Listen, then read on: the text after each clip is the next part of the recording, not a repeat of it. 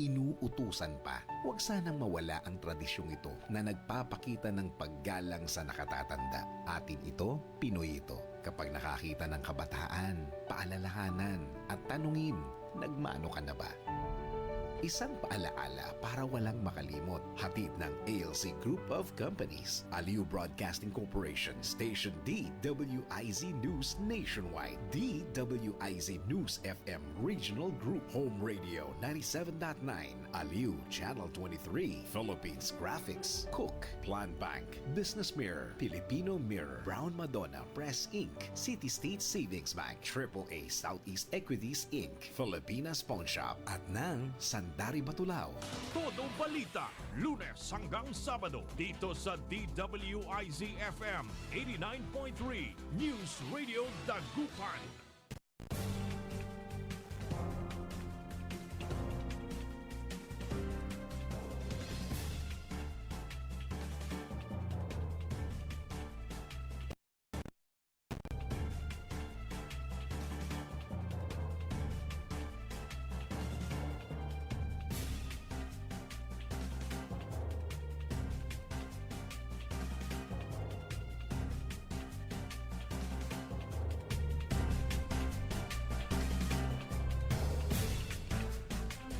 Good morning mga kaibigan. Naimbag nga bigat kanya yung amin na po. Araw ng Sabado ngayon ay May 24 at oras na ng ating programang Todo Balita at Komentaryo sa DWIC Dagupan. Muli tayo ay magkakasama-sama hanggang alas 6 ng umaga. Inyong maririnig mga balita kaganapan sa lalawigan ng Pangasinan, sa ibang bahagi ng bansa at sa ibayong dagat. Ang inyong katoda balita, ako si Liway Manantan Iparagire. Ang aking partner si Kaarun Susa niya daw at sa technical kasama natin Kaarun Edwin Inong.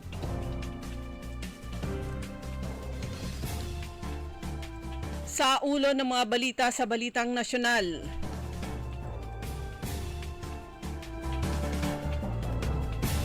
DENR Chief na panay ang biyahe sibak. Todo balita. Disqualification case laban kay Erwin Tulfo ibinasura ng COMELEC. Todo balita.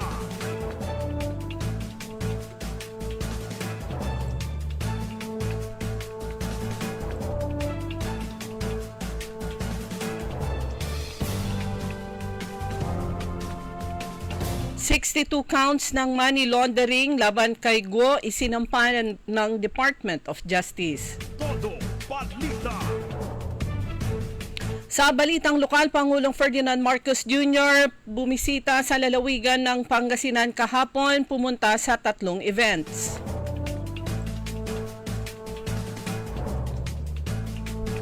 Sa balitang pampalakasan,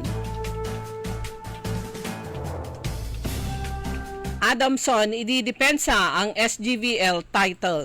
Todo balita.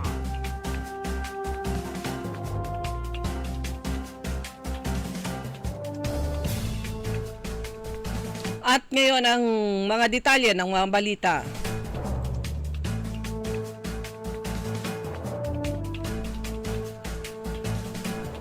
Tuluyan nang inalis sa pwesto si Department of Environment and Natural Resources o DENR Secretary Maria Antonia Loizaga Yulo matapos tanggapin ni Pangulong Ferdinand Marcos Jr. ang kanyang courtesy resignation.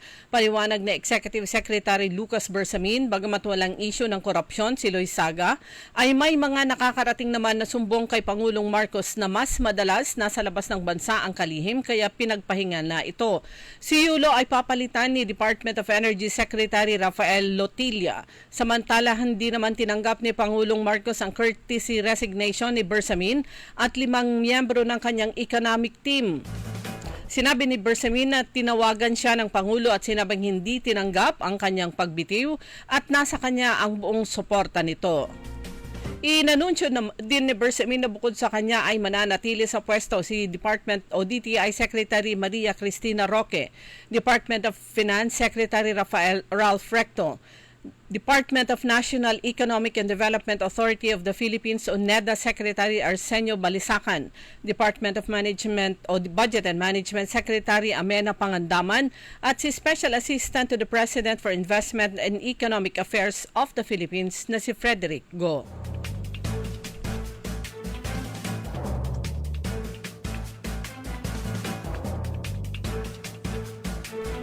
Kaugnay pa rin sa balasahan sa kabinete ni Pangulong Ferdinand Marcos Jr.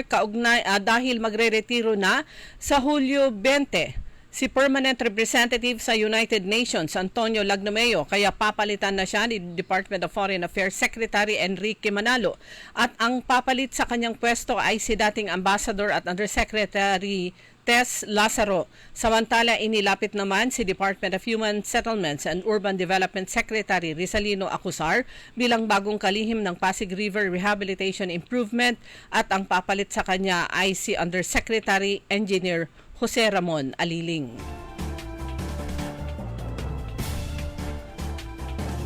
Isinulong na ng Department of Justice sa Korte ang 62 counts ng money laundering laban kay dating Bamban Tarlac Mayor Alice Go at iba pa. Ayon sa Presidential Anti-Organized Crime Commission nitong Biyernes, ayon sa PAOCC, ang kaso ni Go ay isinampa sa Capas Tarlac Regional Trial Court. Kinabibilang ito ng paglabag sa Section 4A o ang pagtransact at sa paggamit ng pera sa illegal na aktibidad. 5 counts sa Section B o sa converts, transfers, disposes of, acquires, possesses, or uses such monetary instrument at properties. At 31 counts sa Section 4D. Kaugnay naman ito sa pagtatangka o pagsasabuatan na gawin ang money laundering na pawang sa ilalim ng anti-money laundering law. Nitong linggo lang nang maghain naman si Go ng magkakahiwalay na counter affidavit sa tax evasion, falsification at graft complaints na inihain laban sa kanya sa Department of Justice.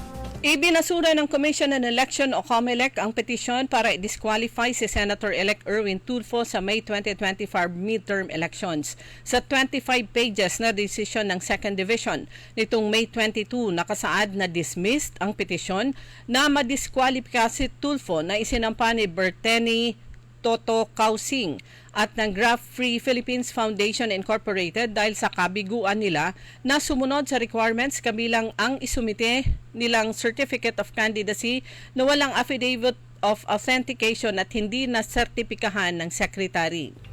Sa petisyon, iginiit ni Kausing na si Tulfo ay nahatulan sa krimen na kinasasangkutan ng moral turpitude at hindi siya isang Filipino citizen. Bukod pa rito, anila ang di umano'y paglabag sa Section 26 ng Article 2 ng 1987 Constitution para sa equal access sa pagkakataon sa serbisyong publiko, mga probisyon ng political dynasty at nepotismo.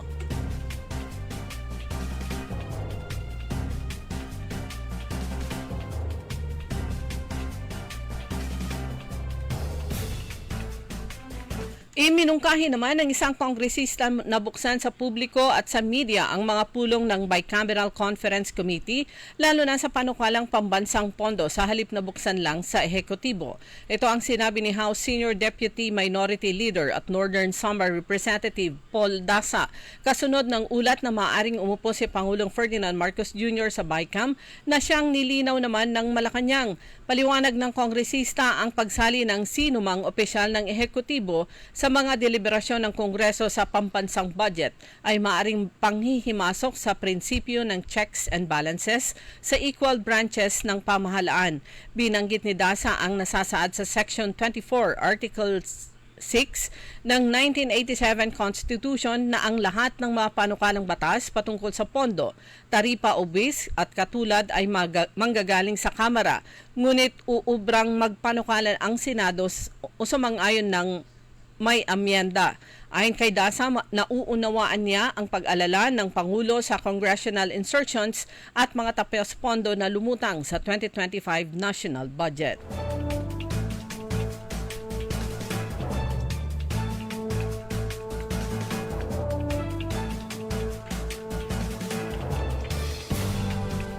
Dumako naman tayo sa mga balitang lokal.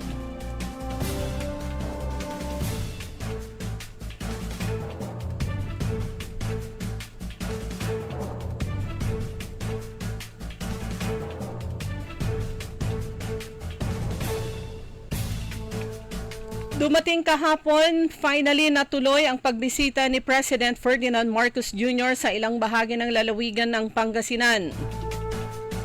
Unang pumunta si Pangulong Marcos sa Santa Maria sa pang-anim na distrito ng Pangasinan para naman sa groundbreaking para sa isang proyekto ng National Irrigation Administration. Sumunod ay dumiretso ang Pangulo sa Alaminos City. At ang pinakahuling pinuntahan nito ay sa Region 1 Medical Center sa lungsod ng Dagupan. Naging bahagi naman si Governor Ramon Gico III sa groundbreaking ceremony ng Lower Agno River Irrigation System. Pamamahagi ng farm machineries, equipment at farm input sa Santa Maria, Pangasinan. Pinasalamatan ni Governor Gico si Pangulong Ferdinand Marcos Jr.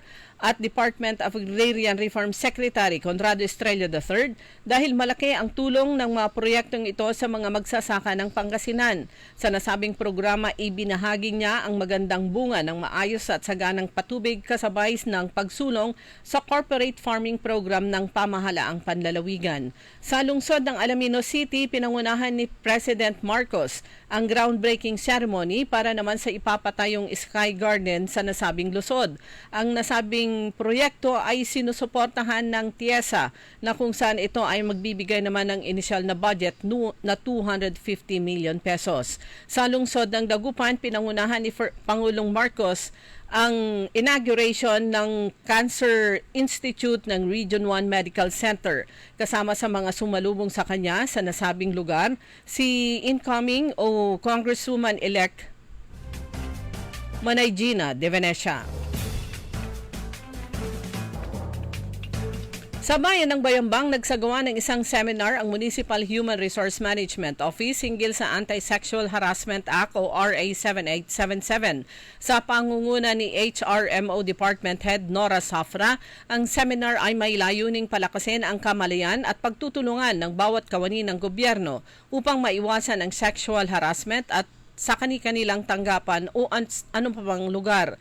Matapos ang pambungad na mensahe ni Attorney Melinda Rose Fernandez, nagbahagi naman ang mga resource speaker na sina Police Chief Master Sergeant Sebedi De Leon at Police Lieutenant Elizabeth Quinio ng PNP Bayambang ng impormasyon upang maprotektahan ang mga individual mula sa sexual harassment at maiwasan ang anumang karahasan. Ang nasabing seminar ay dinaluhan ng mga empleyado ng munisipyo ng Bayambang at sila ay nabigyan ng kaalaman tungkol sa Republic Act 7877, kabilang na ang probisyon nito at naturuan kung paano tutugon sakaling may insidente ng sexual harassment sa kanilang tanggapan.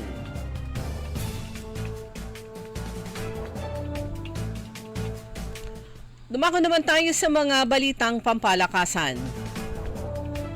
Ipagtatanggol ng Adamson University ang kanilang korona sa paghataw ng 2025 Shakey's Girls Volleyball Invitational League o SGVIL sa May 28 sa Lasal Green Hills Gym.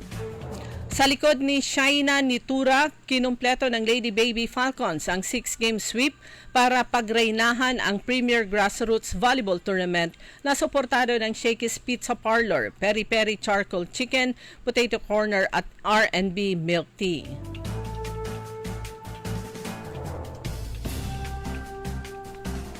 Opisyal nang inihayag naman kahapon ni Pinoy boxing legend Manny Pacquiao ang kanyang paghahamon kay World Welterweight Champion Mario Barrios. Nakatakda ang suntukan ni Pacquiao at ni Barrios sa July 19 sa Las Vegas, Nevada.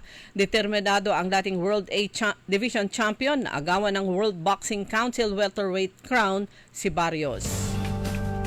Yan ang kabuuan ng mga balita sa Todo Balita. Ang inyong tagapagbalita, ako si Liway Manantani para Gire. Ang oras po natin alas 5:23 ng umaga.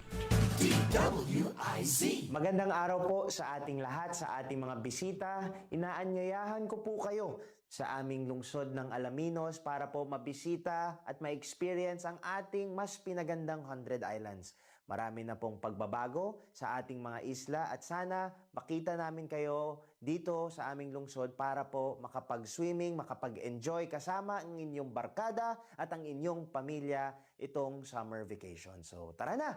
Dito sa Alaminos City para sa ating 100 Islands. Ang patuloy na pagpapaganda sa 100 Islands National Park at lungsod ng Alaminos ay pinangungunahan ni Mayor Art Brian Celeste.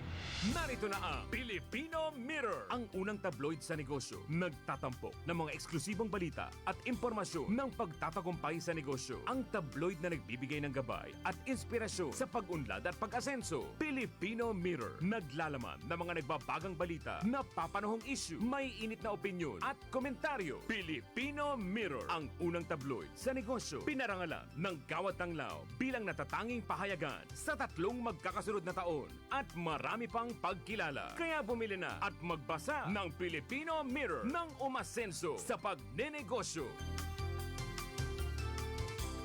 Sa eternal plans, you're in better hands. Peace of mind, security, ang alay sa iyo. Mag-eternal plans ka na.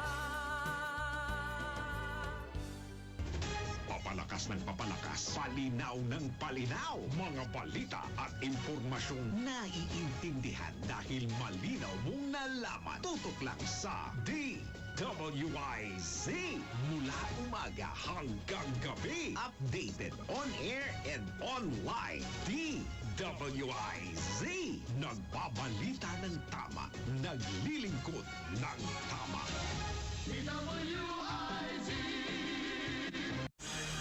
Makisali sa mainit na talakayan sa Karambola. Live na napapanood ang Karambola via DWIZ 882 Facebook page. Maaari ninyong ipadala ang inyong mga komento o opinyon sa aming mga text line 0908-136-6060 o tumawag sa aming hotline 470-1750-54. Karambola Nationwide. DWIZ.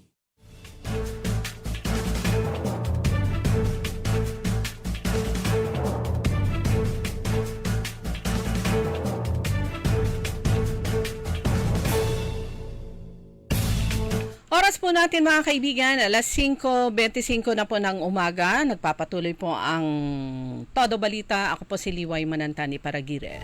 Ayan, mag-isa nyo pong makakasama ang inyong lingkod sa hindi makakapunta ngayon ang aking partner. Sa ngalan ng aking partner, Kaaron Susan niya daw. Kasama nyo po, Liway Manantani para Gire. Gaya ng nabanggit natin kanina mga kaibigan, andito finally natuloy na si Pangulong Ferdinand Marcos Jr. sa kanyang pagpunta dito sa lalawigan ng Pangasinan. At yung unang 3 lugar na pupuntahan niya, ayun pa rin yung schedule. Yung una ay dun sa Santa Maria. Okay, yung ginawa po niya doon, groundbreaking ceremony para sa Lower Agno River Irrigation System Paitan Dam. Ayan, at turnover ng mga machineries at equipment kagaya ng farm inputs, kasama na dyan farm inputs, mga solar-powered irrigation projects sa ginanap po yan sa bayan ng Santa Maria. Ay nagpudot unay apo tada jayda taltalon. Tapos sumunod, pumunta siya sa buong ikot niya na yon, kasama niya si DAR Secretary Conrad Estrella III. Ayan, lahat po ng cabinet members, mga secretary, sila po ay nag-submit na ng kanilang courtesy resignation. Palagay ko yung kay Secretary Conrado Estrella ay hindi tinanggap o wala pang aksyon. Pero ano lang yan, palagay isa siya sa mga mariretain sa kanyang posisyon. Kaya lang siguro, sabi nga, haka-haka, baka meron lang gustong alisin si Pangulong Marcos sa kanyang gabinete, inilahat na niyang kunyari courtesy resignation lahat. Sa lahat ng lugar na yon, ang nag-introduce sa Pangulo ay walang iba kundi si Secretary Conrado Estrella III. So pagkatapos po ng groundbreaking ceremony para sa isang dam dun sa bayan ng Santa Maria, lumipad sina Pangulong Marcos kasama si Secretary Estrella sa Alaminos City. Ano yung kanyang ginawa doon? Groundbreaking naman para sa project ng city government ng Alaminos. Ito yung Sky Garden. Ito po ay magiging pinakabago pag natapos po yan. Pinakabagong tourist destination inland sa lungsod ng Alaminos. Ang pondo ay manggagaling sa Tourism Infrastructure and Enterprise Zone Authority o kaya TIESA. Malaki yung initial na pondo na allotted for that project, nasa 250 million pesos. Phase 1 pa lang yon. So inaasahan naman na syempre matatapos yan sa Phase 2. Ilang taon pa naman si Pangulong Marcos sa position, di ba? So ang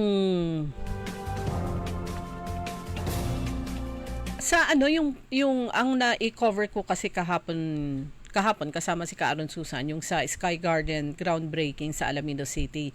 So bahagi ng kanyang mensahe doon, sinabi ng Pangulo na sabi niya, at ngayong araw ating tutunghayan ang isa na namang kaabang-abang na proyekto dito sa inyong lalawigan, itong ating sisimulan na Sky Garden. At bunga ang Sky Garden sa pagtutulungan ng pamahalang lungsod ng Alaminos, ng TIESA at Tourism Infrastructure and Enterprise Zone at saka ng Department of Tourism.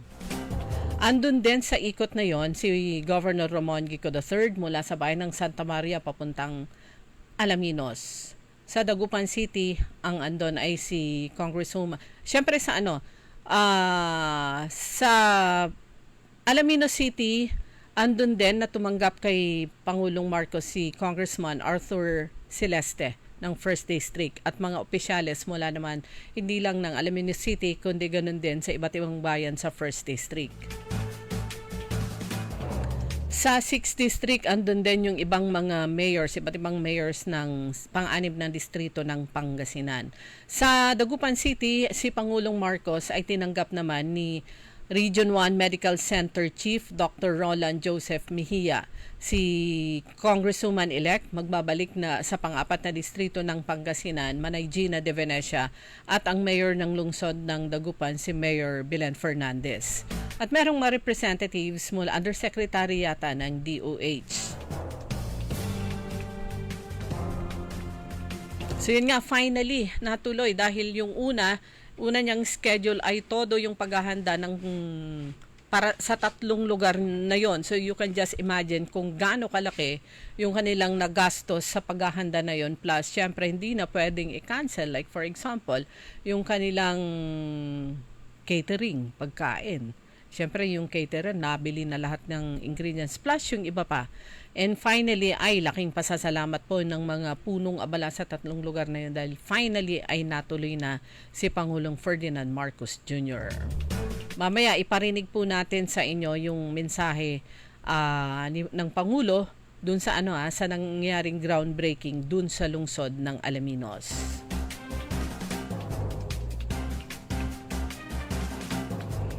Siyempre yan, yung todo-todo naman ang pasasalamat ng ating mga opisyales dahil sa mga budget na mula sa national government na malaking tulong para naman dito sa ating lalawigang Pangasinan. Sabi ni Congressman Arthur Celeste, kanyang ipinagmalaki na yung ilang projects kagaya ng ilang projects sa Alaminos City ay pinondohan area, pero syempre hindi nun yung Sky Garden, hindi nun kasi 2-story building, hindi niya i-occupy yung buong 60 hectares. Part of that i-occupy.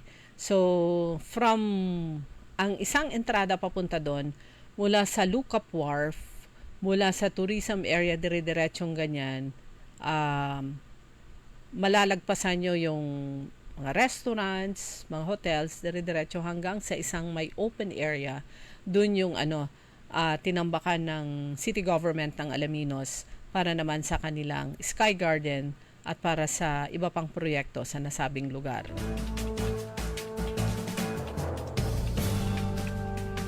Good news po 'yan. Yung mga project na ganyan, sabi nga hindi lang ang sabi ni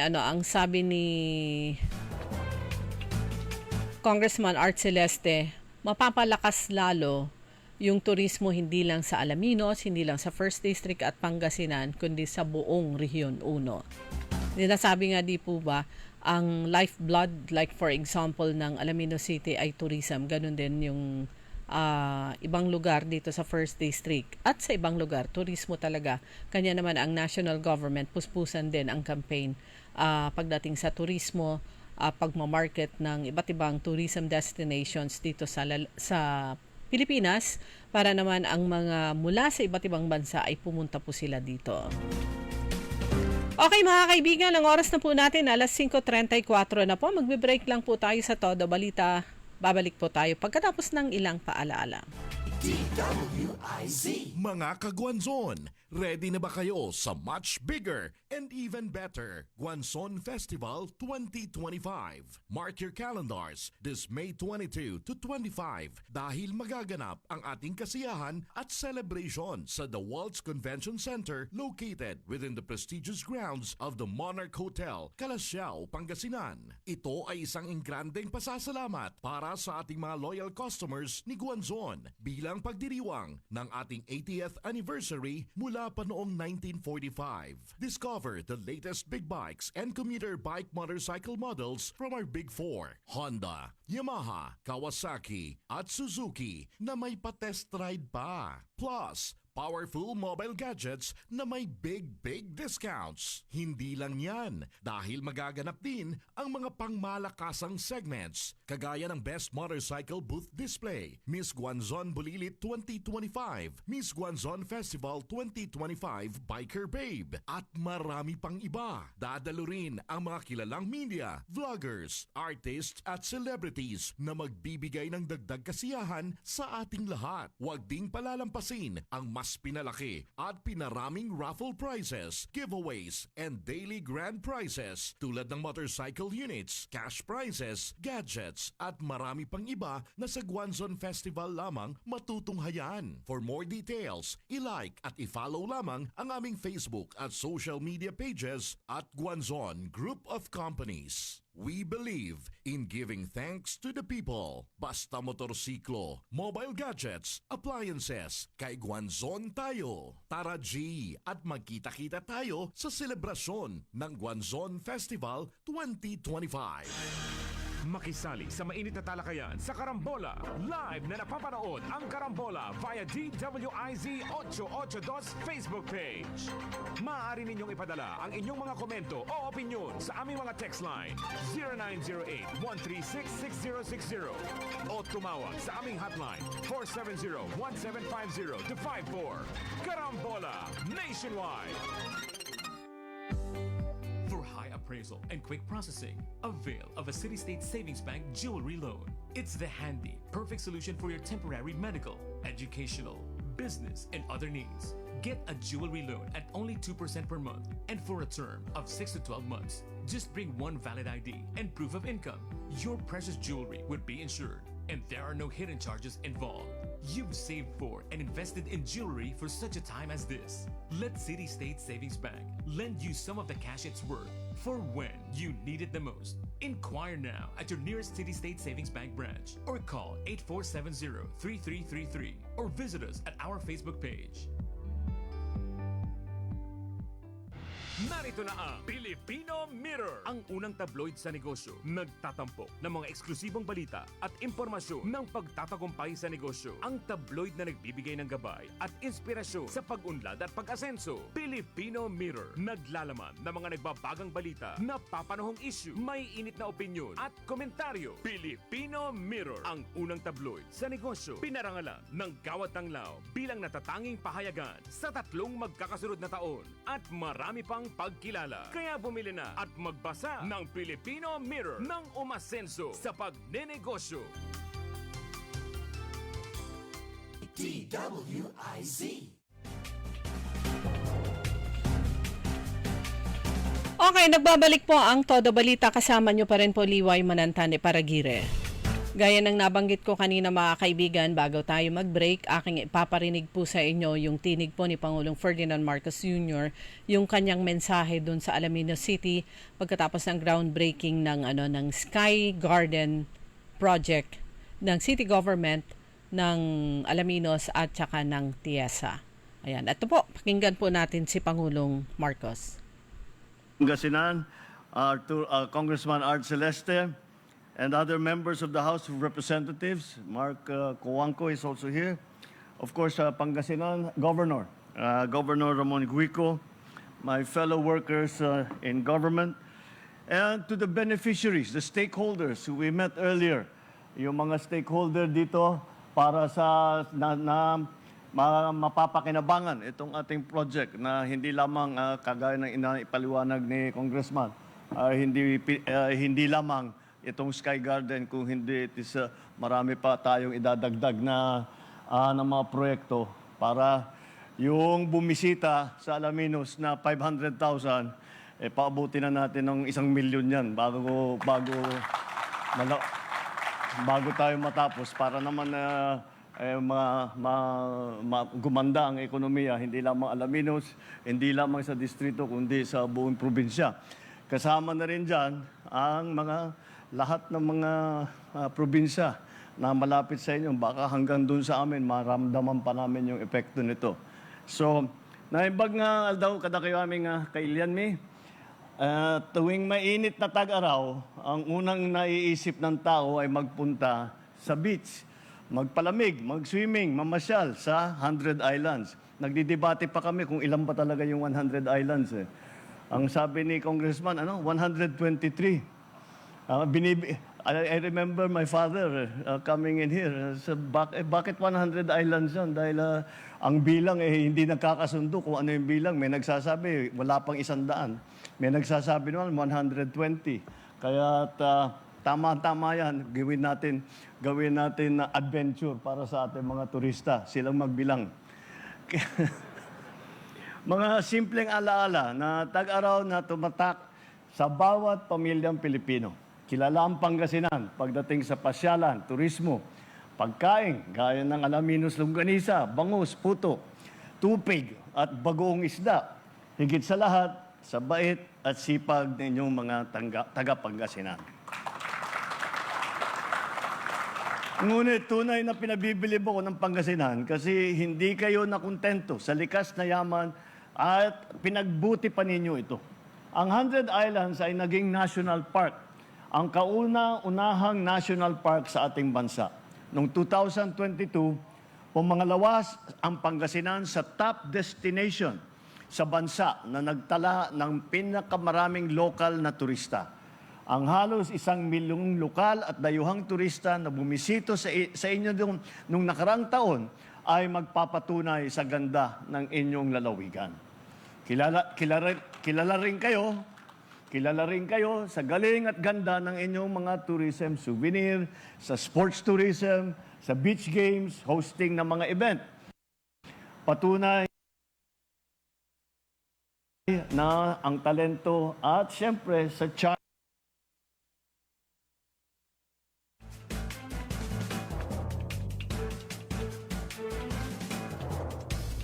ng mga taga-Pangasinan. Noong isang taon,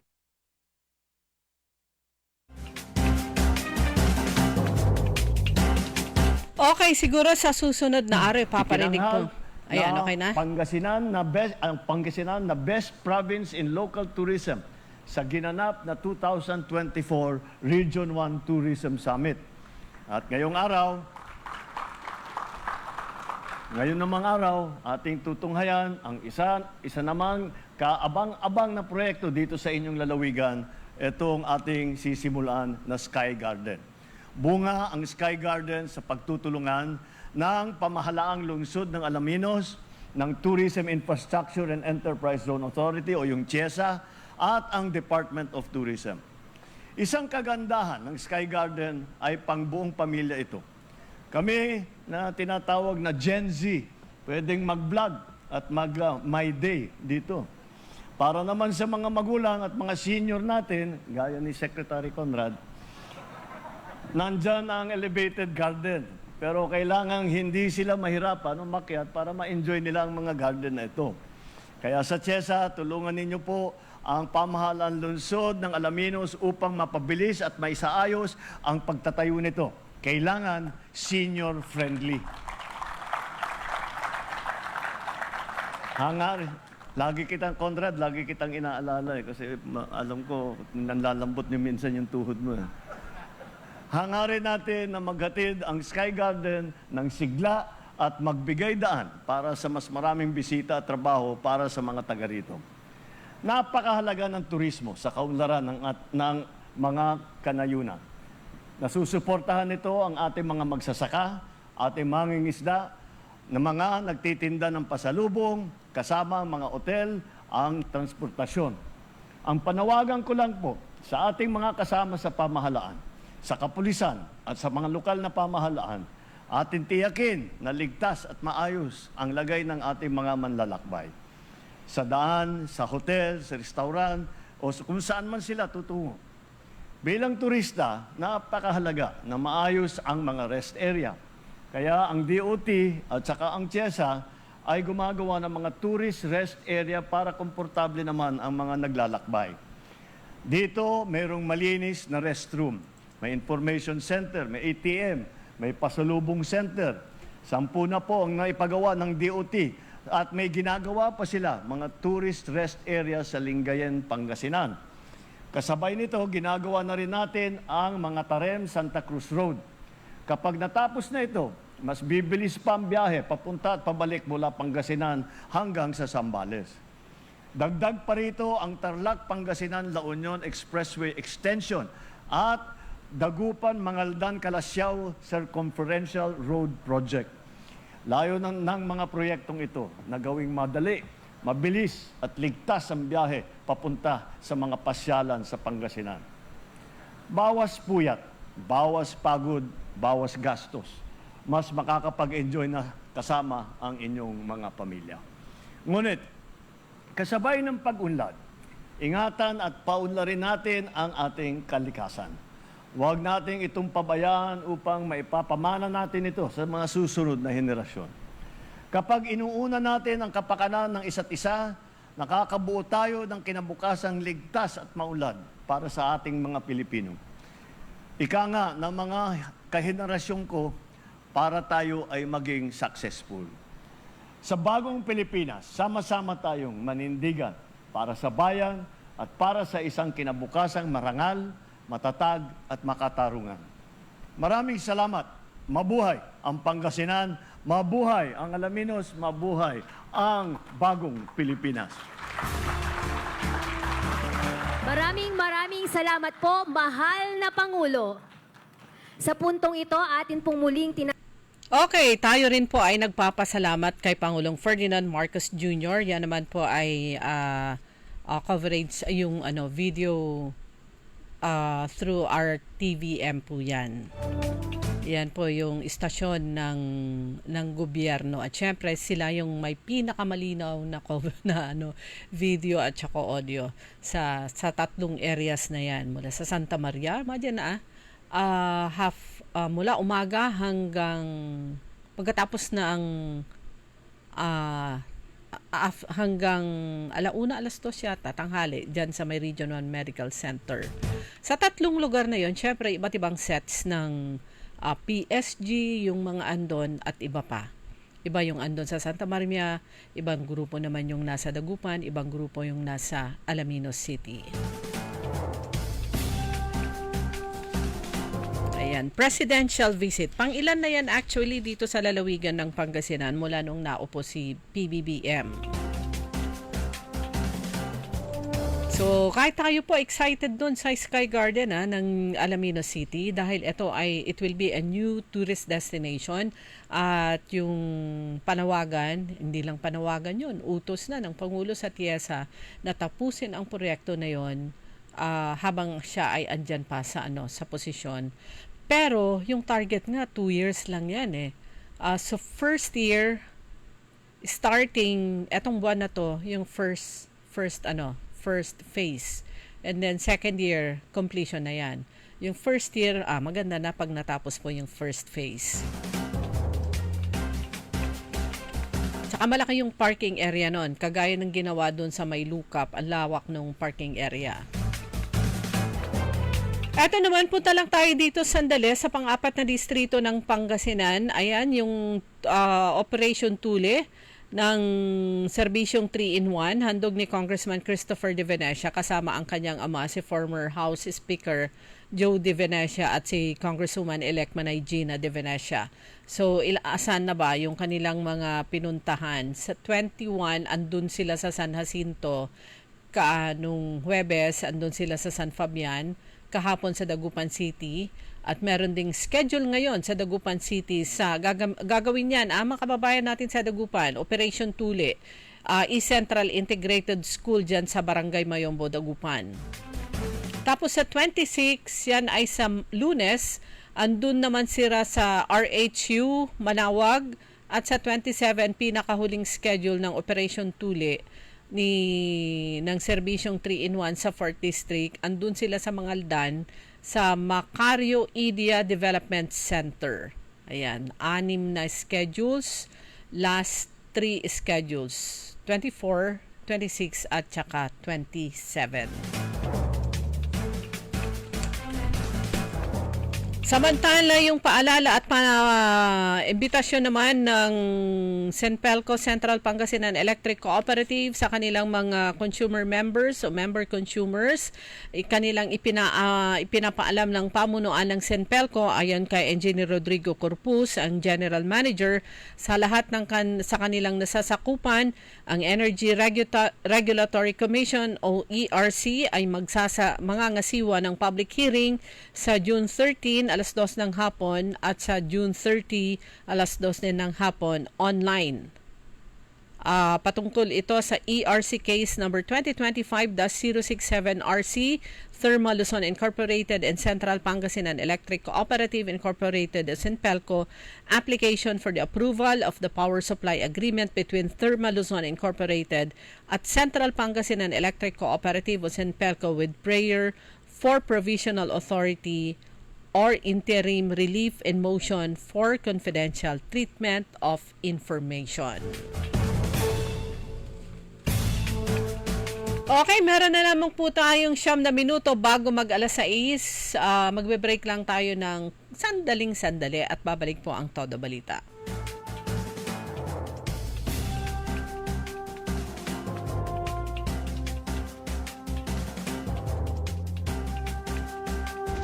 Papalakas ng papalakas, palinaw ng Gina tayo. Naiintindihan dahil malinaw mong nalaman. Tutok lang sa DWIZ. Mula umaga hanggang gabi. Updated on air and online. DWIZ. Nagbabalita ng tama. Naglilingkod ng tama.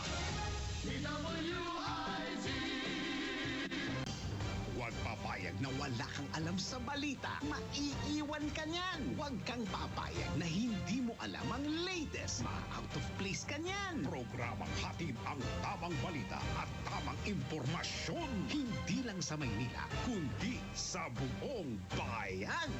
Ronda Pilipinas. Pinakabago at pinaka-updated na mga pangyayari. Ihahatid live. Ronda Pilipinas. Kasama ang gigising sa inaantok mong dugo, si Dennis Antenor Jr. Ronda Pilipinas. Makinig sa buong Pilipinas sa DWIZ Manila hanggang saan mang sulong nationwide sa lahat ng DWIZ local stations sa buong bayan. Watch din ng live sa Aliw 23 at sa Facebook at YouTube ng DWIZ Ronda Pilipinas, Monday to Friday, 10 a.m. Pagsapit ng alas 12 bago ka mag-lunch o kaya nagla-lunch ka, dagdagan pa ang mga alam mo para hindi ka naman huli sa balita. Live sa DWIZ Manila at sa lahat ng DWIZ News FM sa buong Pilipinas, Luzon, Visayas at Mindanao. At mapapanood ng live sa Aliw 23 Free TV at sa lahat ng digital channel ng DWIZ. Ang Balitang Bayan. Mga balitang nangyari lang at kasalukuyang nangyayari. Balitang Bayan. Kasama ang opisyal na tagagising ng bayan, si Drew Nasino. Di ka aantukin kapag nalaman mo na ang latest sa Balitang Bayan. Sa patuloy na pagbabalita ng tama at paglilingkod ng tama. Balitang Bayan. Araw-araw, 12 noon. DWIZ.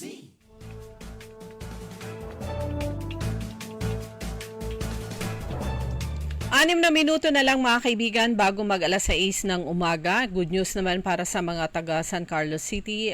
On deck na itong project ayon kay Mayor Ayoy Risuello, itong kanilang pagpapatayo ng Julian Valerio Risuello Dialysis Center. Project yan ng city government. Pero sa kasalukuyan, merong existing na dialysis center sa Pangasinan Provincial Hospital ipinangalan kay Mayor Julian Risuello. I think mayor pa siya noon nag-groundbreaking. Pero ang city government, ayan, magtatayo sila ng sariling dialysis center. Alam nyo, ang dami na pong yan po yung isa sa mga most sought, na medical facility sa dami ng nangangailangan ng dialysis. Yan yung masaklap na yung iba once a week yung kanilang padialysis. Ang mas matindi nun yung twice a week o 3 times a week, kumbaga doon na nakadepende yung yung kanilang buhay. Kasi kailangan malinisan yung kanilang dugo para hindi sila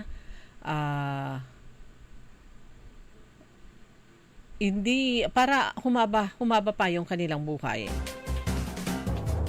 Ayan, good morning sa lahat ng mga suki natin. Kasama na dyan si Achikora Aquino at Kuya Mar dyan sa may Barangay Tabang, si Yayo Yoko Batutay, at Cecil, ganun din kay Sir Roberto Nimer at Ma'am Araceli, kay Ma'am Roske at Kuya Benji Tan, at sa iba pa na nakikinig po sa atin dyan sa public markets, dyan po sa Malimgas Market ng Dagupan, dyan sa Galvan Market, Macador, sa Magsaysay at sa iba pang lugar. Dito po sa ating lalawigan, isang magandang umaga po sa inyo. Kahit yung mga suki po natin na nasa abroad, ayan, good morning po sa inyong lahat.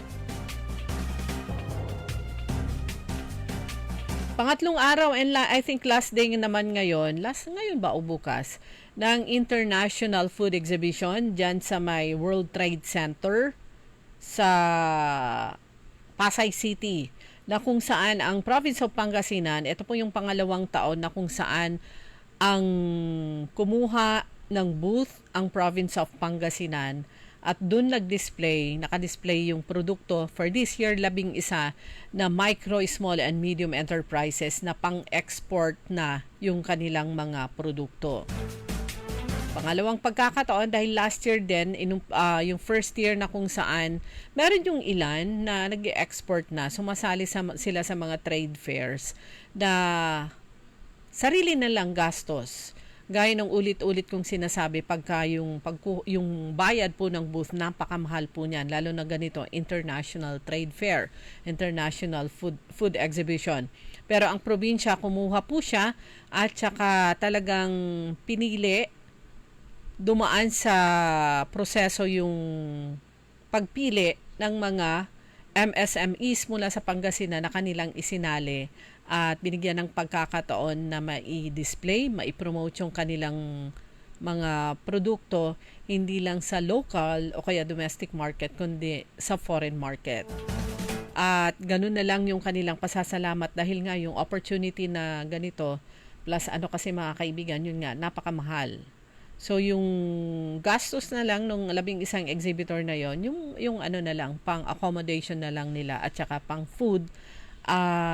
Yun lang kasi common booth naman yung Pangasinan at talagang sabi ko ng mga nakausap nating exhibitors ay talagang napakalaki yung kanilang pasasalamat dahil nabigyan sila ng opportunity at yung first na pagsali nila last year ay marami silang orders na nakuha. Meron yung rin para sa pang-export.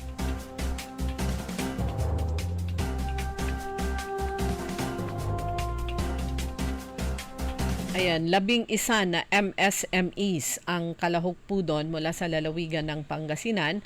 Kasama dyan ang Huyang Food Corporation, Elisha Bay, Dagupan Bangus and Seafoods, Mama Sili Enterprises, Di Malupig and Gabriel Food Products and Trading, Bernal Bagoong, Abundance Agri-Tourism and Training Center, Bantog Samahang Nayon Multipurpose Cooperative, Nutridence Food Manufacturing Corporation. Ito yung mga repeat exhibitors. Present sila last year. Ito naman kasali for the first time exhibitors sa booth ng lalawigan ng Pangasinan. Ang Rotico Food Products, yan syempre ang sikat na Romana Peanut Brittle, Romana Peanut Products, ang LDCA Seafood Processing at saka Anjo Farms Incorporated. So, nung 2023, ang provincial government ng Pangasinan sa pamamagitan ng Provincial Economic Development and Investment Promotion Office nakipag-partner kay Dr. Arlene Grace Gico. Siya pa yung nanay po ng ating gobernador, ang founding president ng Project Abound at nakita nila yung ang daming export quality na locally manufactured products dito sa Pangasinan. Yan, isinali una sa World Fame Trade Exhibition and sunod naman yung International Food Expo. Okay, magpapaalam na po ang inyong lingkod. Araw ng Sabado, araw ng laba-laba, araw ng pasyal, araw ng iba pang activities. Ayan, mag-ingat po sa biyahe, enjoy. Kung kayo ay makakapagpahinga nitong weekend, ayan, lasapin. Pero mag-ingat din palagi dahil talagang napakainit po ng panahon. Sa ngalan ng aking partner, Kaaron Susan Yadaw at sa technical Kaaron Edwin Inong, inyo pong nakasama, ako po si Liway Manantani Paragire, nagsasabi po na happy weekend and keep safe po palagi. Nagbabalita, naglilingkod sa lahat ng